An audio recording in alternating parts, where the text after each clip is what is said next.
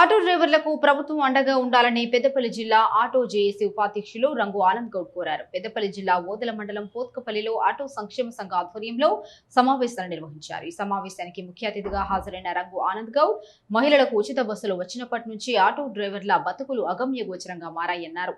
Auto డ్రైవర్ల సమస్యలను ప్రభుత్వం అర్థం చేసుకుని ఎన్నికల వేళ ఇచ్చిన హామీలను నెరవేర్చాలన్నారు. సంవత్సరానికి 12,000 రూపాయలు చెల్లించాలని, అంతేకాకుండా నిరుపేద ఆటో డ్రైవర్లకు ఇందిరమ్మ ఇల్లు కట్టిస్తామని ఇచ్చిన హామీలను నెరవేర్చాలన్నారు. ప్రభుత్వ విప్ పెద్దపల్లి ఎమ్మెల్యే చింతకుంట విజయరమణారావు ముఖ్యమంత్రి రేవంత్ రెడ్డి దృష్టికి తీసుకువెళ్లి ఆటో డ్రైవర్లకు న్యాయం చేయాలని కోరారు.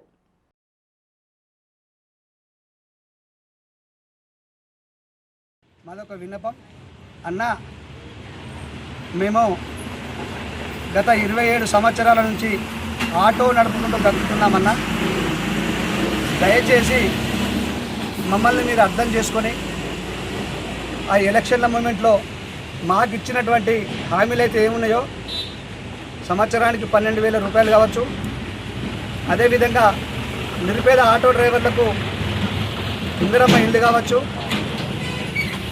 మాకు ఇస్తా అన్నటువంటి హామీలను మీరు నెరవేర్చే దిశగా మీరు చొరవ తీసుకోవాలని గౌరవ ఎమ్మెల్యే గారిని కోరుతా ఉన్నాం.